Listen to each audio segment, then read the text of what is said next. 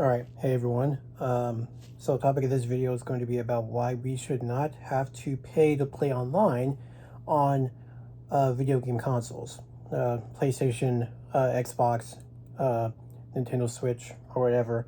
That's basically going to be the topic of this video. And I know that this video, no, sorry, no, this topic has already been covered and explored by like a bunch of people online on this platform. But this is going to be my take on it and everything and stuff. And maybe, oh yeah, and also we're going to like try and go into maybe like trying to find a happy medium to like try and do away with like the subscription of having to pay online and everything, because it's not like trying to get it for free or whatever. Basically that's what we're going to try, and that's basically what we're going to be discussing today. So remember when online gaming online gaming on consoles were free. Obviously the glory days of the PlayStation 3 and the Nintendo Wii, where you just plugged it in, connected it to the internet, that you already paid for, that you already paid for that, and you just played. You're off to the races and stuff. Then a shift happened. Xbox Live, they set themselves a precedent for the Xbox 360, and eventually everyone else followed suit. Now you look around, it's already a fact of life. You want to play the new Call of Duty or the new EA Sports FC Online, you need to pay a subscription fee on top of the $70 or $80 or how much ever you spent for that game, just to play online. Meanwhile, on PC, online play has remained completely free. I'm not sure if it's I think for like some like obscure games, I think you might have to pay like a subscription fee or whatever to be able to play with other people on that game. But basically, the vast majority of games and stuff on PC, it's completely free. You don't have to pay an extra fee or whatever. So, why are the console gamers being asked to pay a tax just to access a feature that we've basically already paid for?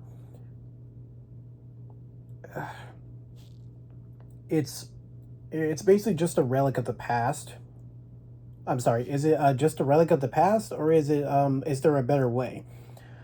Today we're going to be breaking down the whole pay to play online model and exploring how the console giants could actually make it a right. All right, so getting into why paying to play online is unfair. Let's be honest. Paying for online multiplayer is a historical accident. Whether like some people want to admit or disagree or whatever, I would say it's a bit of a historical accident and not a technical necessity.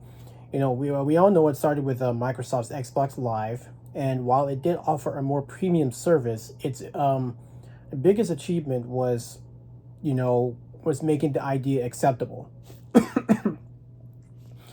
The reality is the internet costs the same for a console as it does a PC. You're paying for your ISP, your internet service provider, for access. The console manufacturer they don't need to gatekeep this. And obviously you've heard this argument, the argument that the fees, quote unquote, maintain the servers is honestly really flimsy at best.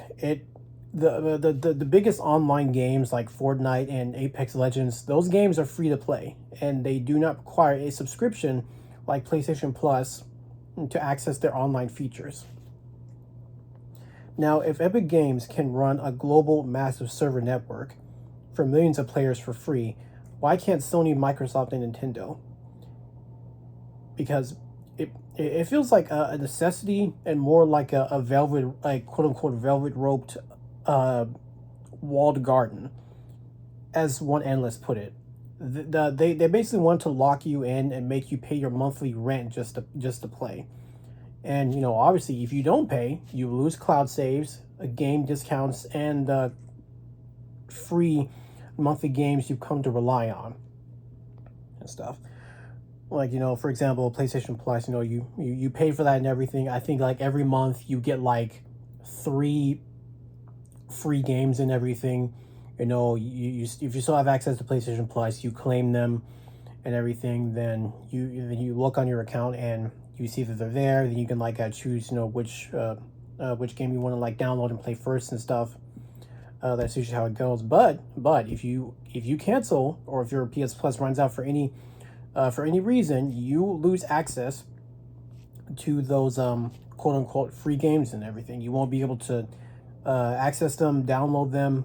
You can't do anything there. You can't do anything there. You can see them on your account, but you can't do anything with them. That's what's really kind of not cool about it. And so, getting into the rethinking of the console business model. So, you're probably wondering, how do we fix this? The answer obviously isn't to give everything away for free, but to create a happy medium, a fairer, more consumer friendly approach. So, one for starters is unbundle online play from the subscription. The first most obvious step is to make online multiplayer a free core feature of the console itself, just like how it is on PC. The subscription, whether it's Xbox Game Pass Core or PlayStation Plus or Nintendo Switch Online, should exist solely for the premium benefits. If you want, the free games, the cloud saves, and exclusive discounts, great. Just subscribe.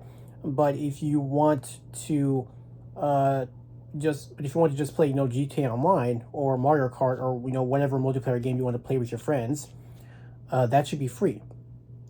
This instantly removes the biggest feel bad moment for console gamers. All right, second part. Right now, the big services try to be everything to everyone. But as one analyst has pointed out, this is impossible, leading to subscription fatigue, which is obviously something that a lot of people, me included, have. A lot of people are really, really, really tired of subscriptions. We need to look at new models. For instance, services like Crunchyroll's Game Vault focus on a specific demographic, such as anime fans, offering a curated selection. This shows there's room for specialist models that are a better fit for certain players, rather than a single mandatory tax for online play. Let's see. The third part is the streaming only budget tier, and then there's also questioning the barrier to entry. A major reason for these fees is that consoles are often sold at a loss, with 30% cut on game sales, and subscriptions being used to make up the difference and everything. I believe that's why they have this system in place the way it is right now. But Microsoft is rumored to be exploring a cheaper streaming only tier of Game Pass that wouldn't even require you to own a console. You could say that this is the happy medium in action. If hardware costs are the problem, then they could allow players to access the ecosystem without the expensive box. A cloud-only subscription could bring in a whole new audience, especially on mobile, and decouple the online fee from the hardware itself. Right. So I suppose the future and the conclusion. Change is already in the air.